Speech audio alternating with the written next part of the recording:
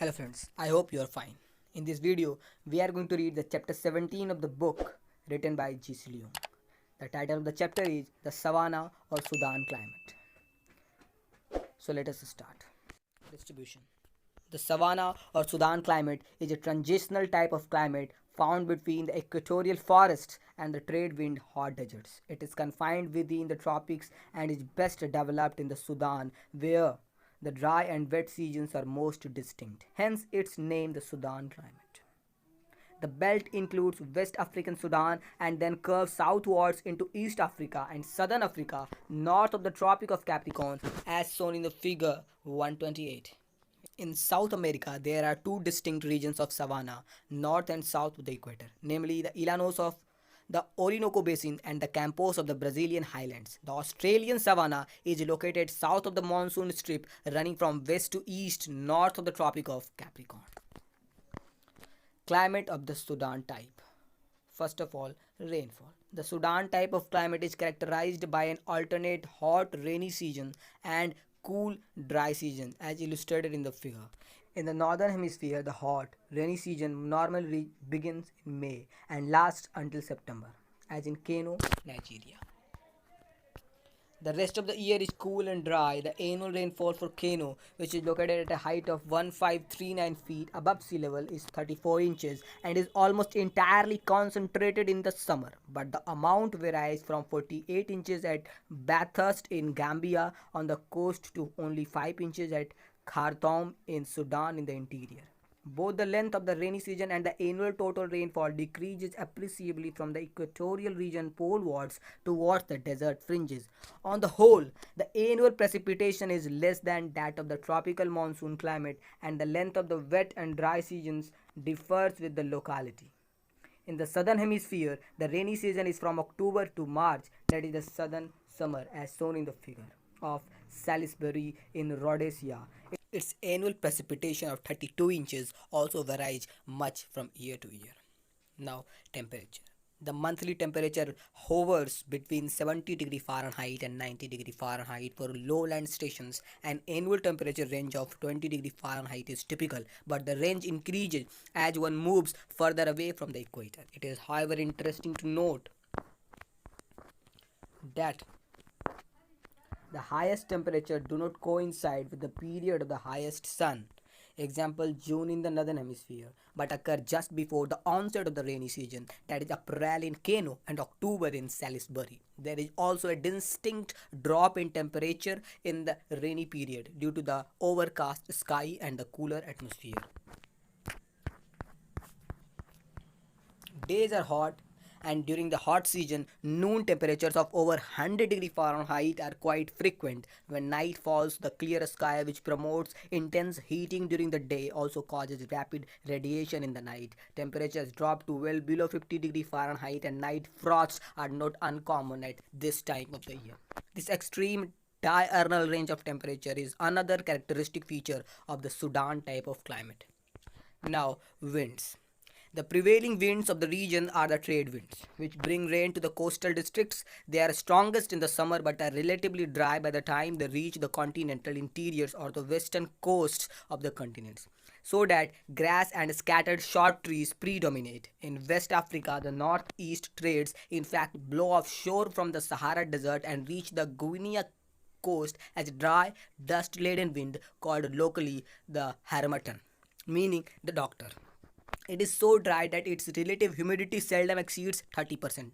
The doctor provides a welcome relief from the damp air of the Guinea lands by increasing the rate of evaporation with resultant cooling effects, but it is such a dry, dusty wind that besides ruining the crops, it also stirs up a thick, dusty haze and impedes inland river navigation. Now we are going to read natural vegetation. The savanna landscape is typified by the tall grass and short trees. It is rather misleading to call the savanna tropical grassland because trees are always present with the luxuriant tall grass. The terms parkland or bushveld perhaps describe the landscape better. Trees grow best towards the equatorial humid latitudes or along river banks but decrease in height and density away from the equator. They occur in clumps or as scattered individuals. The trees are deciduous, shedding their leaves in the cool, dry season to prevent excessive loss of water through transpiration. Example, acacias. Others have broad trunks with water storing devices to survive through the prolonged drought, such as boabas and bottle trees. Trees are mostly hard, gnarled, and thorny and may exude gum like gum arabic. Many trees are umbrella shaped, exposing only a narrow edge to the strong winds. Palms, which cannot withstand the drought, are confined to the wettest areas or along rivers. Vegetative luxuriance reaches its peak in the rainy season when trees renew their foliage and flower. In true savanna lands, the grass is tall and coarse, growing 6 to 12 feet high. The elephant grass may attain a height of even 15 feet. The grass tends to grow in compact tufts and has long roots which reach down in search of water. It appears greenish and well nourished in the rainy season but turns yellow and dies down in the dry season that follows. The grass lies dormant throughout the long rainless period and springs up again in the next rainy season. In between the tall grass are scattered short trees and low bushes. As the rainfall diminishes towards the deserts, the savanna merges into thorny scrub. In Australia, this scrubland is particularly well represented by a number of species: mallee, mulga, spinifex, grass, and other bushes. Now, animal life of the savanna.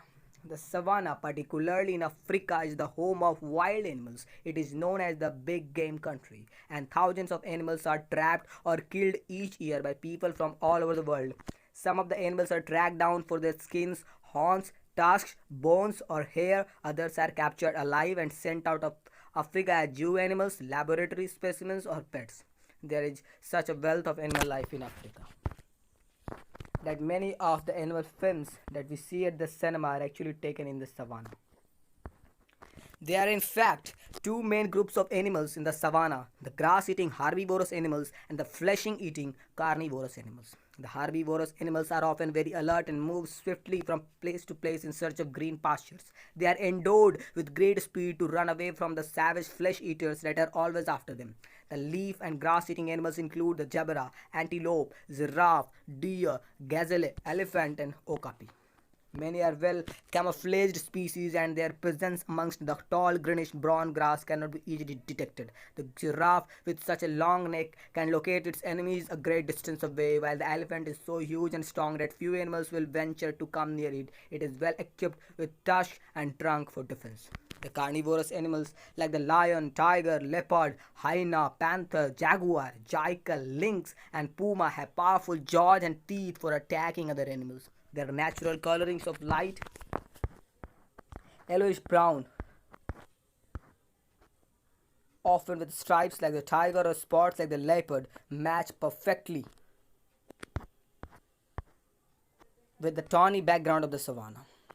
They often hide themselves in shady spots up in the branches or amidst the tall bushes, and many wild animals, as well as hunters themselves, are caught unawares in this manner. Along rivers and in marshy lakes are numerous species of reptiles and mammals, including crocodiles, alligators, monitors, and giant lizards, together with the large rhinoceros and hippopotamus. In such an animal paradise, there are many diverse species of birds, snakes, butterflies, moths, and insects. In many parts of East and South Africa, national parks have been set up which control the killing of animals. This is a necessity if many of the rare species of animals are to be preserved and protected from wanton shooting. In Kenya, there are large hotels and viewing towers built in the heart of the savanna with special transport arrangements to bring tourists in to see the animals in their natural settings. This is a progressive step made in conserving animal life of the savanna and should be encouraged. Now we are going to read human life in the savanna. Within the savanna lands of the tropics live many different tribes who are either cattle pastoralists like the Maasai of the East African Plateau or settled cultivators like the Hausa of northern Nigeria. We shall examine the life of these two groups of people more closely and see how they adapt themselves to the savanna environment. The first one is the Maasai cattle pastoralist. The Maasai are a nomadic tribe who once wandered with their herds of cattle in the central highlands of East Africa in Kenya, Tanzania, and Uganda. At the height of their power. In the mid 19th century, they numbered about 50,000, but today, after a century's tribal clashes, epidemics, and natural deaths, their numbers have been greatly reduced. They are now mainly confined to the 15,000 square miles of Maasai reserves in Kenya and Tanzania. Their old grazing grounds in the Kenyan highlands were taken over first by the immigrant white settlers for plantation agriculture, coffee, tea, and cotton, and dairy farming, and later after independence by African farmers. They now occupy the less favored areas of savanna in which are grazed something like a million cattle and perhaps twice as many sheep and goats. On the lower slopes of the East African plateau, where rainfall is as low as 20 inches and there are long periods of drought, the grass seldom reaches a foot high and is not nutritious. When there is a drought, the Maasai move upwards to the higher and cooler plateau regions in which their herds can graze on the better pastures. They build circular huts with sticks, bushes, and mud for temporary shelter. The cattle are kept in a special enclosure at night and are protected from attack by wild animals by a strong fence. The cattle kept by the Maasai are the Jebu cattle with humps and long horns. They are treated with great respect and affection and are never slaughtered for food or for sale. The beef is only consumed when they die a natural death from old age or disease. They are never used as draught animals and are kept entirely for the supply of milk and blood. Milking is done by women before daybreak and at dusk. The yield is extremely low by any standard and usually not more than 2 pints are obtained at a single milking. The milk is drunk either fresh or sour. Cheese making is still not known to the Maasai. Blood from both bulls and cows is drunk. This is obtained by tying a leather cord around the neck of an animal until the veins swell. A vein is then punctured by a special arrowhead and the blood gushes out and is collected and drunk fresh or clotted. Cattle are kept by every Maasai family. They are considered far more valuable than anything else and are symbols of wealth. The richest man has the largest herds of cattle, leaving aside the sheep and goats which to the Maasai tribes are of little significance. Cattle are used in payment for wives, and when the father of a family dies, the mother divides the livestock among the sons. The Maasai will not slaughter the cattle for food. So from the agricultural